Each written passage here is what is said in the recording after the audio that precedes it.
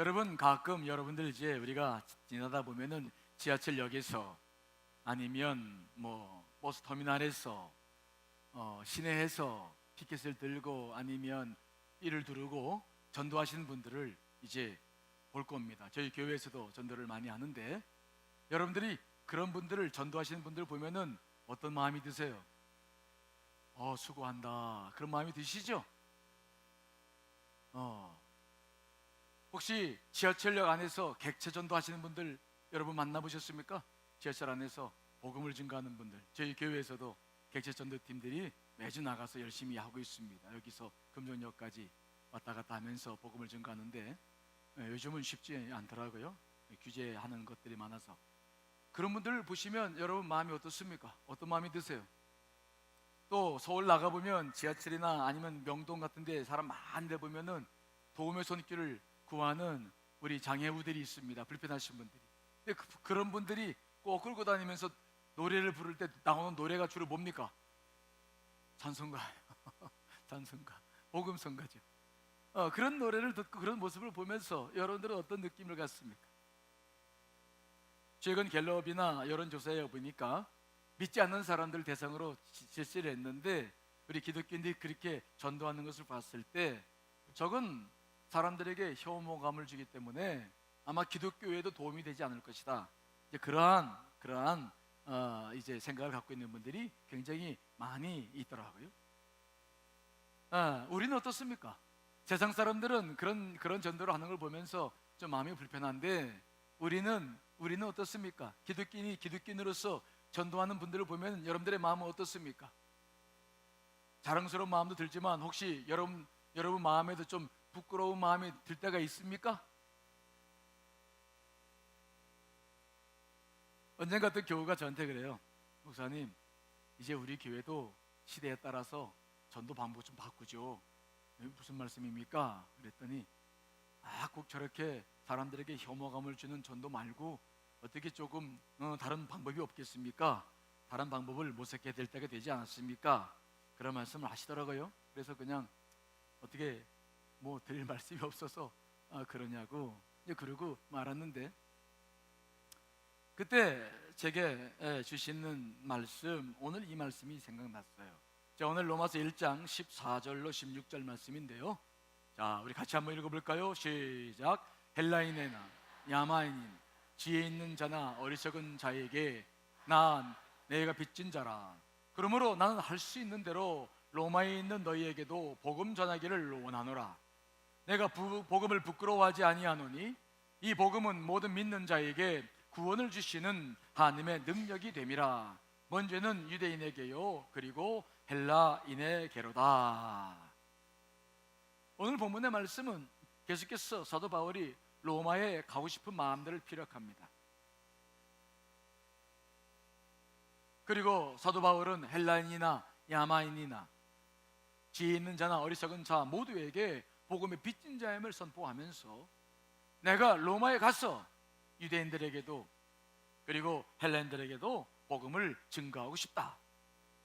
자, 그렇게 자기를 뜻을 밝히고 있으면서 16절에 무엇을 이야기하냐면 그런 이야기를 하면서 강조하고 있는 말이 있는데, 나는 복음을 부끄럽게 여기지 않는다.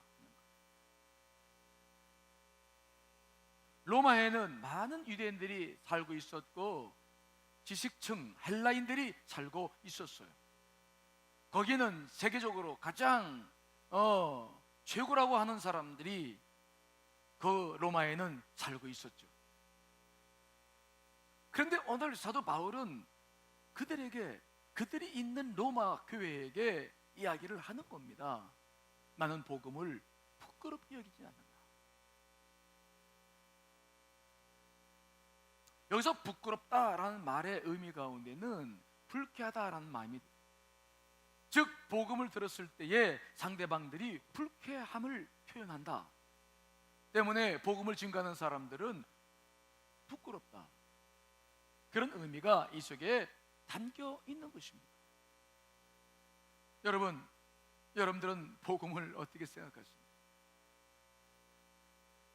오늘 이 본문의 말씀에 대해서 스코틀랜드 신학자인 제임스 스튜어트 책을 보니까 그 사람은 이런 이야기를 하고 있어요. 아, 이것은 사도 바울이 그냥 한 말이 아니라 아마 그 시대의 배경을 가지고 오늘 자기의 마음을 피력했을 것이다.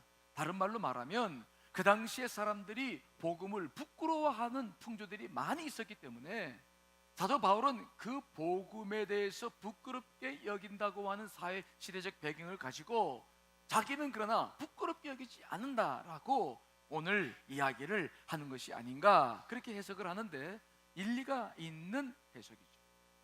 그 당시에 많은 사람들은 복음을 부끄러워했어요.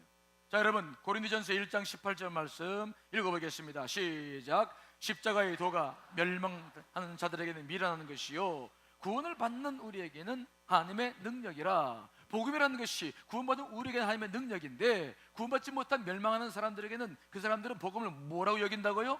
미련한 것이라고 여긴다는 거예요. 저거 부질없는 거죠. 미련한 거다. 그래서 복음을 받아들이지 않는다.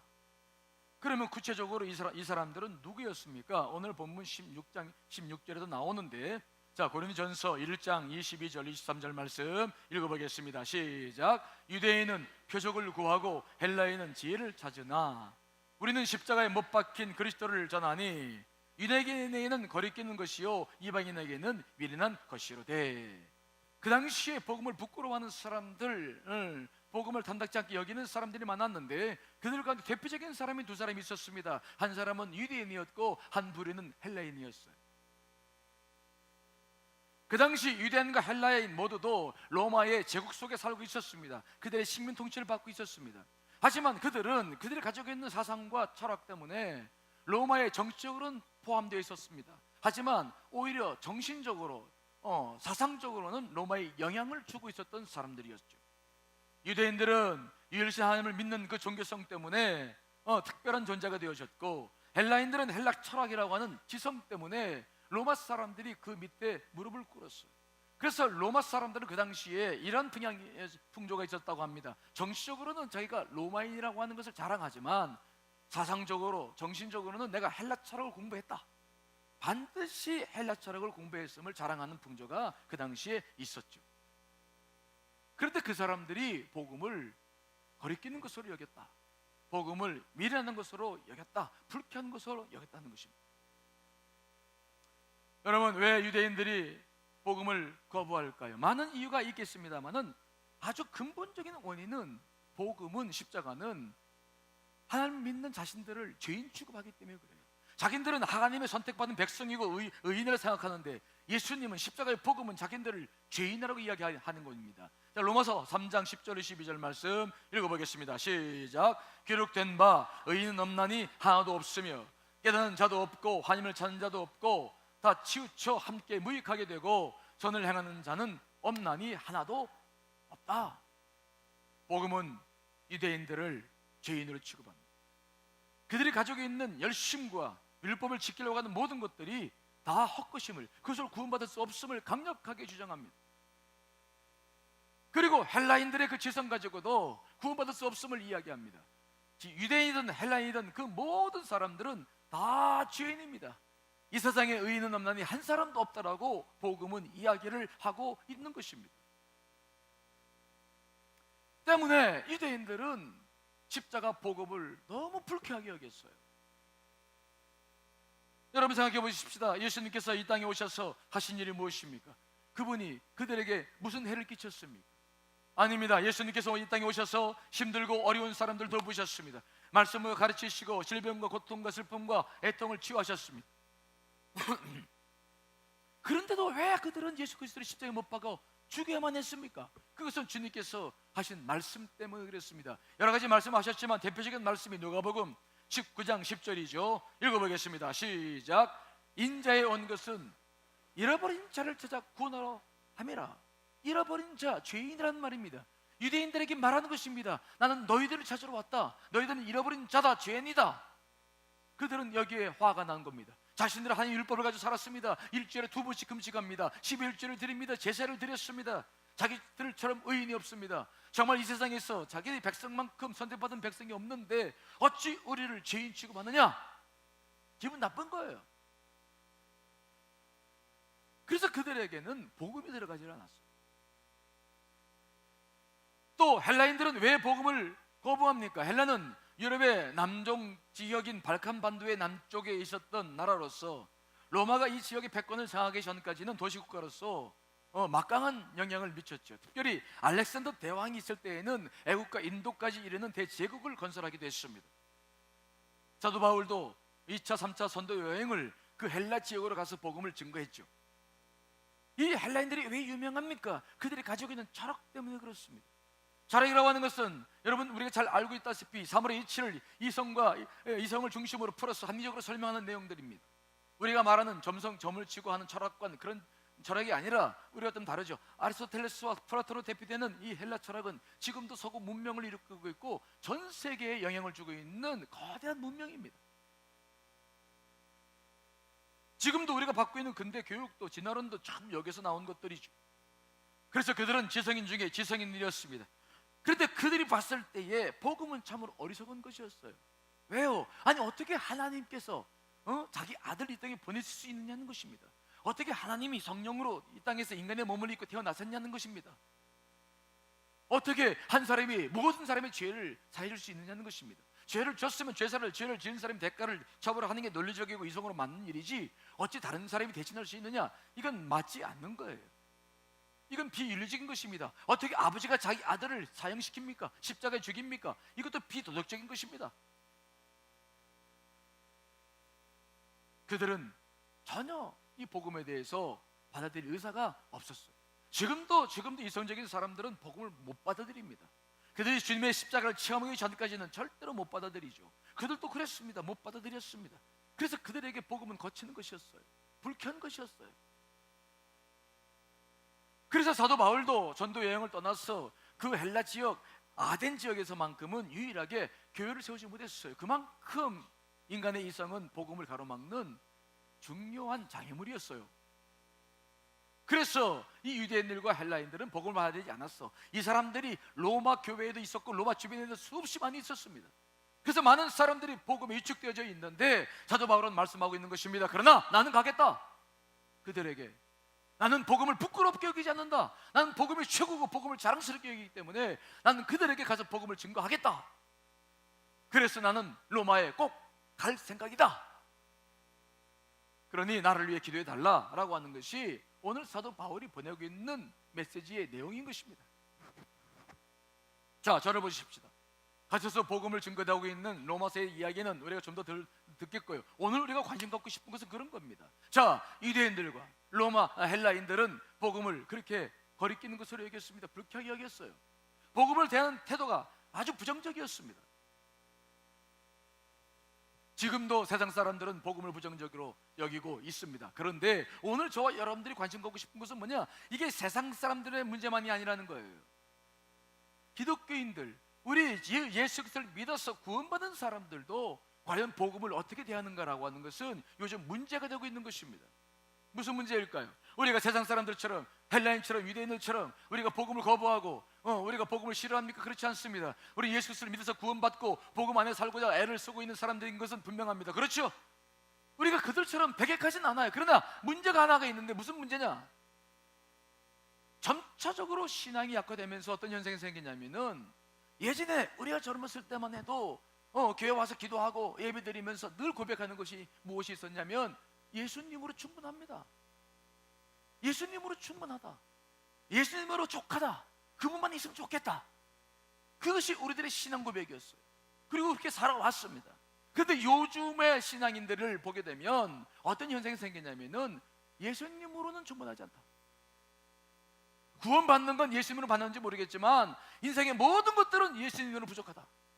그래서 신앙인들이 어떤 일들을 계속 벌이고 있냐면 예수님 플러스 뭔가를 더해가는 삶을 계속해서 살아가고 있는 것이 요즘 현대인들의 신앙인들의 커다란 문제라고 하는 것이죠.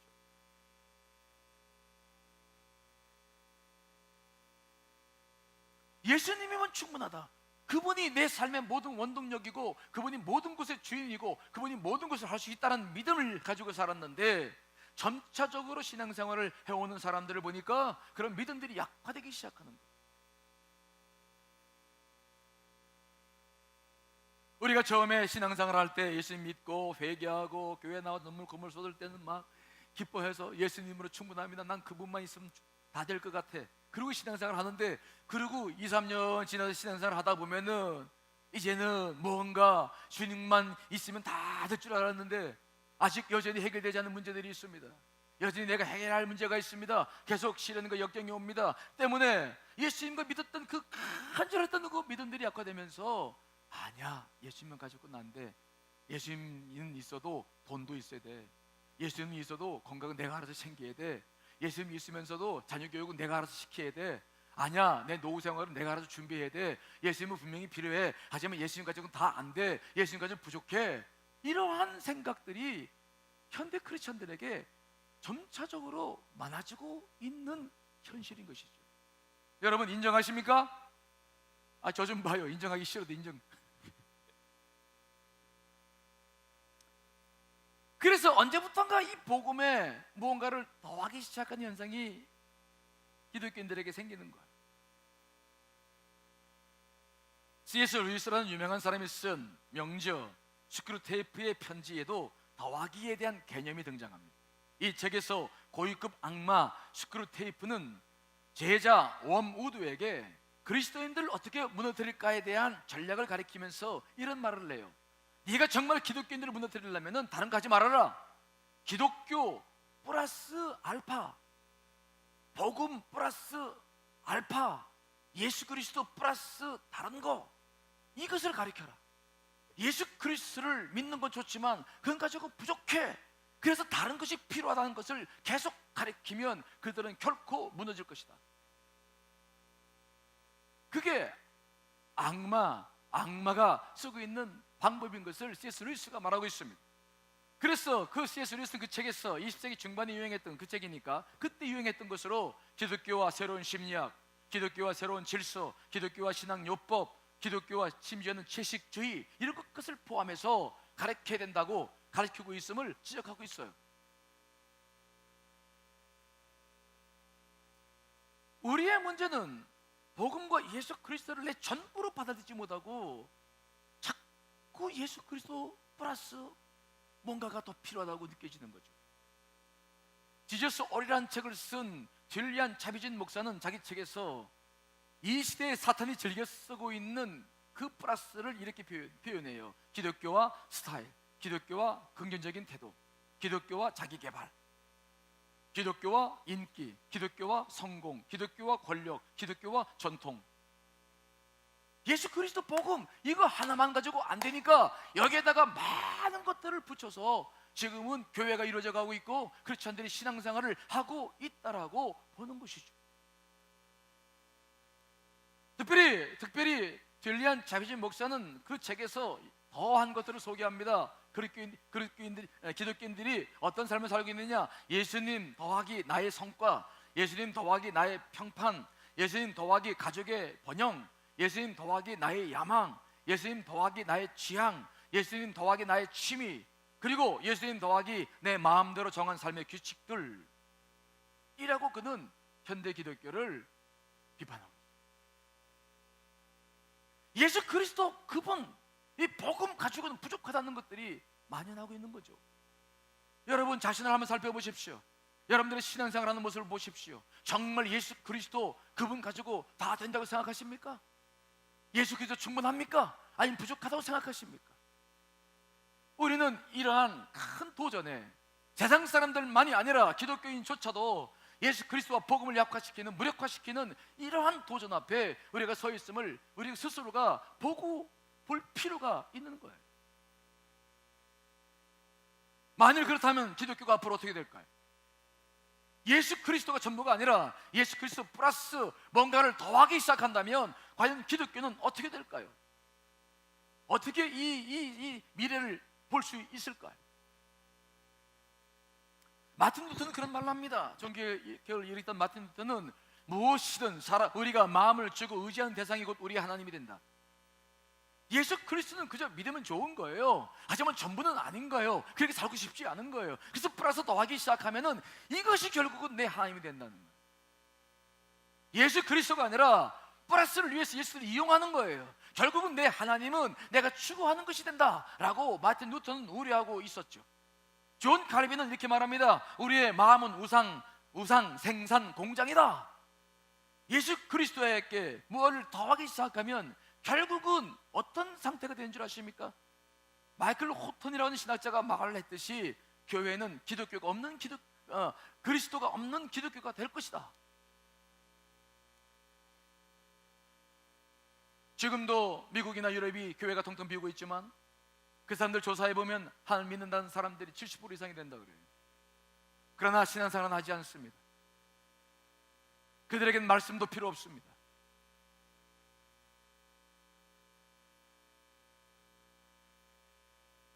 최근에 이런 변화를 감지할 수 있는 게 우리 교회에서도 나타나요.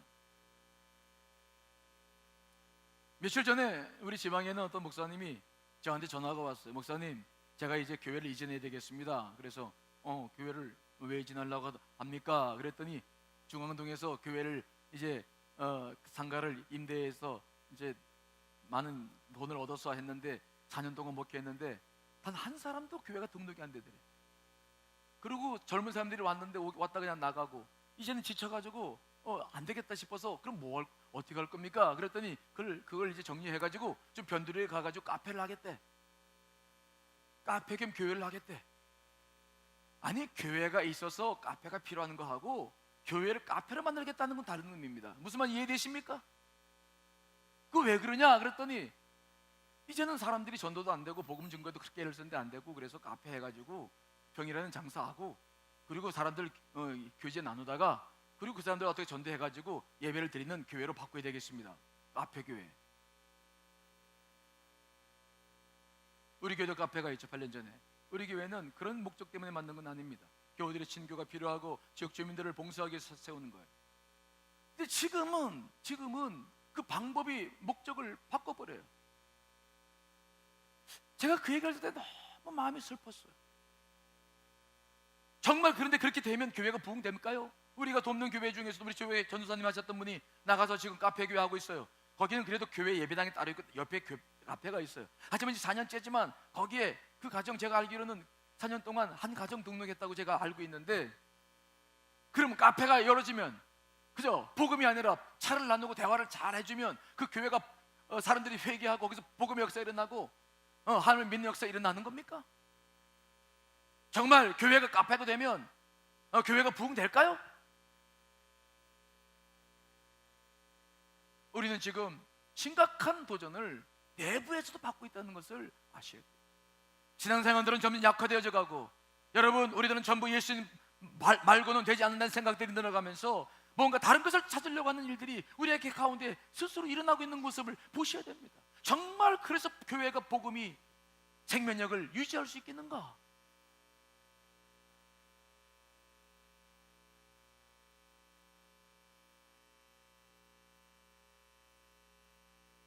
저는 다시 우리 교회가 한국 교회가 다시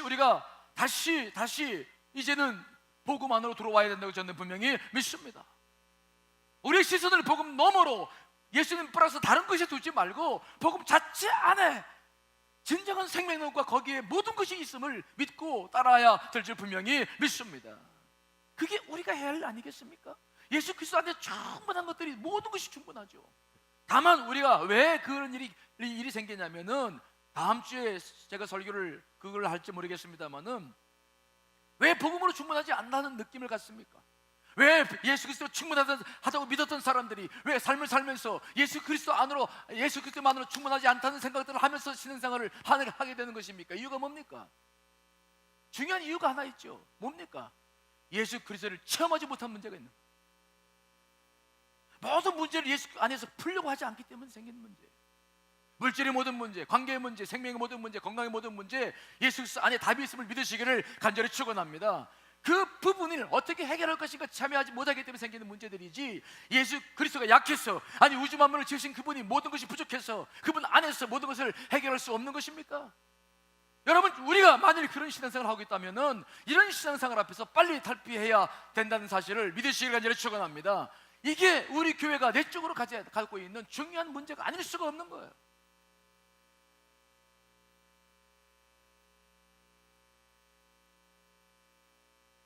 만 39세 젊은 나이에 이제 겨우 7살 된 어린 아들과 함께 사랑하는 남편의 임종을 맞는 분이 남긴 간증입니다.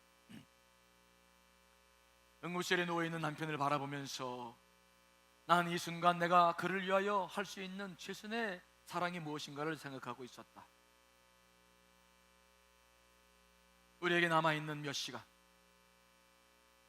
지난 3년 동안 투병생활, 기도, 애원, 몸부림, 그의 바람, 그리고 바람. 그러나 모든 것을 주님의 뜻에 순명하며 수용할 수밖에 없다는 결론에 이르러서야, 아니 오늘 마지막 남편의 모습을 보면서야 나는 내가 할 수 있는 최선의 사랑이 무엇인가를 생각하는 미련한 그리스도인이었고 아내였음을 고백한다. 나는 문득 나 자신에게 물었다. 아니 왜 진작 이 생각을 하지 못했을까? 왜 남편을 위해 최선의 사랑을 베풀지 못하고 살았을까? 하나님께서 그것보다 더 분명히 내게 요구하신 명령은 없지 않은가? 근데 왜 나는 그동안 남편을 이렇게까지 사랑을 못했나? 나는 벽에 머리를 찍고 싶었다.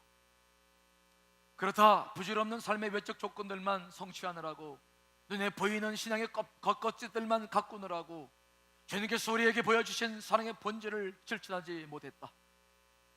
그럼에도 불구하고 모든 것을 이룬 것처럼, 성취한 것처럼 자만하며 살았던 내 마음이 얼마나 자책감이 드는지, 나는 남편을 이별해야 된다는 생각보다 그 생각에 더 괴롭고 고통스러웠다. 나는 누구 못지않게 열심히 신앙생활을 하며 하나님을 잘 안다고 생각했지만, 그러나 사실 내가 붙잡으려고 했던 것은 예수님이 아니라 다른 허상이었다. 나는 지금 남편을 사랑하지 못하고 그를 이용했고, 그를 통해서 내 안전을 추구했고, 심지어 예수 그리스도조차 온전히 믿지 못했음을 문득 깨닫게 되며 주 앞에 통회하는 마음을 갖기 시작했다. 나는 어쩔 수 없이 차디찬 병원 바닥에 무릎을 꿇고 눈물을 흘리며 회개하기 시작했다. 내가 지금까지 살아왔던 것은 허상이었다. 난 남편을 진짜 사랑하지 못했다. 난 주님도 진짜 사랑해보지 못했다. 나는 저들을 이용해서 내 안전을 추구해왔다. 내가 느끼는 행복이라는 것을 추구해왔지만 나는 저들을 진짜 사랑하지 못했다. 얼마나 많은 눈물이 흘리는지 성령의 말할 수 없는 감동으로 난 더 뜨겁게 눈물을 흘리며 기도할 수밖에 없었다.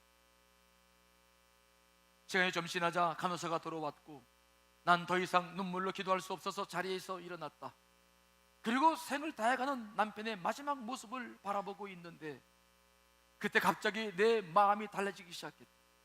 처음 남편을 만났을 때 연애하며 가졌던 그 설레임 마음이 다시 내게 일어나면서, 마지막 죽어가는 남편의 모습이 얼마나 사랑스럽고 얼마나 사랑스러운지 난 눈물을 흘리며 그의 얼굴을 쓰다듬으며 말로 할 수 없는 사랑을 고백했다.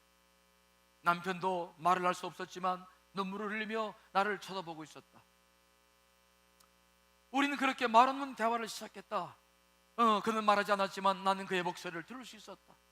난 미안해 여보를 반복했고, 그는 이해한다, 사랑한다는 말을 대답을 반복했다. 왜 진작 이런 대화를 나누지 못했는지, 왜 진작 이런 사랑을 나누지 못하고 살았는지 눈물이 앞을 가렸다. 하지만 나는 그 순간만큼은 너무 행복했다. 남편도 가장 행복해 보였다. 그리고 주님이 곁에 계셔서 나와 함께 계심을 나는 느꼈다. 남편과 나는 결혼생활 14년 중에 가장 행복한 시간을 보내고 있었다. 남편이 마지막 숨을 헐떡이며 내게 이렇게 말하는 듯 보였다. 여보, 행복하게 잘 살아. 아들 현태도 잘 부탁해. 난 눈으로 대답했다. 걱정 말아요. 천국은 아름다울 거예요. 거기서 다시 만나요. 남편이 눈을 감는 모습을 보면서 많은 눈물을 흘릴 수밖에 없었다.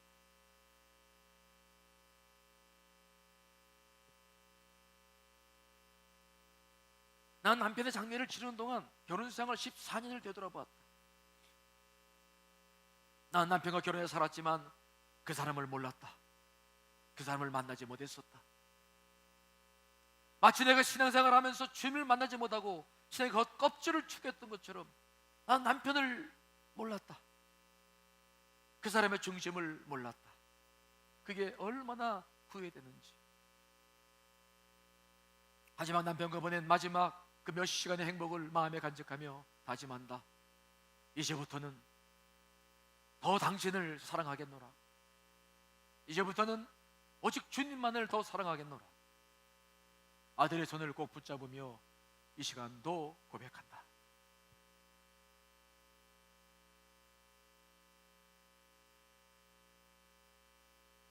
여러분, 우리를 지으시고 창조하신 그 예수 그리스도, 우리를 위해서 이 땅에 오셔서 십자가를 지신 예수 그리스도, 그분은 무한한 능력과 모든 것을 갖고 계신 것을 믿으시기를 간절히 축원합니다. 다만 우리가 그분을 만나지 못했기 때문에 생기는 문제예요. 그러므로 우리는 복음 플러스 알파가 아니라 복음 안으로 더 들어와서 그분을 만나고 그분을 교제하고 그분을 체험하는 신앙생활로 돌이켜야 될 줄 믿습니다. 그게 복음의 능력인 거예요. 오늘 사도 바울이 말하는 고백을 다시 한번 읽어볼까요? 16절 말씀 읽습니다. 시작. 내가 복음을 부끄러워하지 아니하는 이 복음은 모두 믿는 자에게 구원을 주시는 하나님의 능력이 됨이라. 먼저 유대인에게요, 그리고 헬라인에게다. 왜 복음을 부끄러워하지 않습니까? 왜 그 유식한 지성인 헬라인과 그 하나님의 백성이라고 말하는 유대인들을 바라보면서도 복음을 부끄러워하지 않습니까? 복음은 구원을 주시는 하나님의 능력이기 때문에 그렇습니다. 구원, 새로운 생명은 바로 복음밖에 없는 것입니다. 그 어떤 것도 이 복음을, 이 생명을 줄 수 없는 것입니다. 우리는 그 미래를 바라봐야 되는 것입니다. 제가 언젠가도 여러분께 말씀드린 기억이 나는데, 여러분, 사람이 40대가 되면은 뭐가 평준화되는 줄 아십니까? 배운 게 평준화된다고 그래요. 배운 게. 그렇죠? 40대가 넘어가면 어느 대학 나왔다, 좋은 대학 나오고 안 나오고 뭐 이런 게 이게 뭐 젊을 때는 막 반짝반짝 거리는데 40이 넘으면 그게 별 의미가 없어. 그렇죠? 뭐 이마에 써 있습니까? 나 서울대학 써놓고 다닙니까? 아니요. 그분들도 이제 40대 중반 되면은 이제 퇴직해서 자기 자영업 하다 보면 쓰러지고 넘어지고 실패하고 그러다 보면 먹고 사는 게 다 똑같아. 하루 세 끼 밥 먹고 살아요. 그렇죠? 왜 대답을 안 해요? 그리고 그냥 사는 거야. 자식들 키우면서 그냥 평범해지는 거예요. 그래서 40대가 넘어가면 배운 게 평준화해야 된다고 그래요. 50대가 되면 뭐가 평준화되는 줄 아십니까? 뭐가? 50대 되면 뭐가 평준화됩니까? 외모가 평준화돼. 아무리 예쁘게 생겼던 아가씨들도 50 넘어가면 폼폼해지고 살도 찌고. 그렇죠? 우리 집사람 보면 그래요. 예, 다 그래. 어디가 어린지 잘 몰라요. 피부도 아무리 아이고 미안해. 화장을 해도 이게 받질 않아. 그래가지고 잠을 잘 자야 이게 피부가 받는 피부가 됩니다. 그렇죠?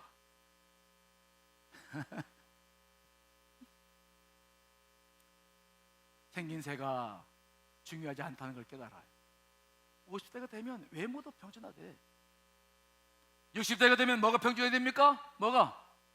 직업이죠. 직업. 젊어서 대기업에 다니며 자랑스러웠던 이들도 60이 되면 다 내려놓아야 돼요. 회사에 중견근무를 지낸 분들도 일거리를 찾아. 요즘은 아파트 경비도 없잖아. 그렇죠? 일할 수 있다는 게 얼마나 행복한지를 깨닫는 시간들이에요. 직업이 뭐 이게 뭐 젊었을 때는 뭐 좋고 나쁜 게 있었는데 나이 들어 보니까 그게 그거야. 다 먹고 사는 거야. 그렇죠? 그래요, 안 그래요? 직업의 귀천에 별 의미가 없어요. 70이 되면 뭐가 평준화된다고요? 뭐가 70이 되면 인생이 평준화돼. 인생이 어떤 삶을 살았든지 귀하게 살았던 천하게 살았던 그저 자녀들에게 효도받고 그리고 평범하게 살고 손주들 바라보면서 기뻐하는 삶이 다 똑같아져요. 드디어 죽음의 관점으로 나와 자신을 바라보며 미래를 보게 된 눈이 뜨이기 시작하죠. 이제 내가 누려왔던, 내가 좋아했던 많은 것들의 가치가 다 사라져가고, 인생은 이제 정말 어떠한 죽음 이후에 있는 인생으로 우리가 어떻게 마감할 것인가를 고민할 수밖에 없는 그 인생으로 접어드는 거예요. 지금 우리가 부끄럽게 여기는 그 모든 것들이 다 사라져버리고 사도 바울이 그토록 여겼던, 생명처럼 여겼던 복음만이 우리의 가슴속에 남아서 영원한 생명을 향해 나아가게 될 줄 믿습니다. 그게 우리 인생이 아니겠습니까?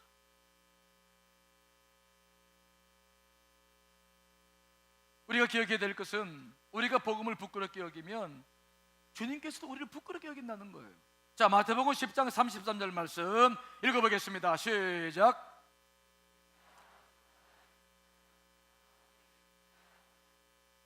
부인한다는 말이 부끄럽게 여긴다, 그런 의미가 담겨 있어요. 우리가 복음이 부끄러워서, 예수 믿는 게 부끄러워서 주님을 부인해. 그러면 주님께서 나중에 우리가 주님 곁에 섰을 때에 나도 너 모르겠다, 그렇게 하시겠다는 거예요. 여러분, 복음의 가치를 인정하시기를 간절히 축원합니다. 복음의 가치를 몰라서 생기는 문제들이에요. 저는 지금까지 이제 이 60에 가까운 나이까지 정말 이 외길을 걸어왔어요. 수많은 일들을 경험해 왔고 많은 교들을 섬겨왔지만 이 진리만큼은 변하지 않습니다. 예수님으로 충분합니다. 믿으십니까? 복음으로 충분합니다. 다음에 그 문제를 더 깊이 설명드릴 수 있습니다. 하지만 오늘 우리가 분명히 고백해야 될 것은 뭐냐? 예수님으로 충분하다는 거, 복음으로 충분하다는 거. 여러분, 다시 복음으로 들어오셔서, 복음 플러스 알파가 아니라 복음으로 들어오셔서 그 복음으로 모든 문제를 해결하시며 사시기를 간절히 축원합니다. 다 같이 기도하시겠습니다.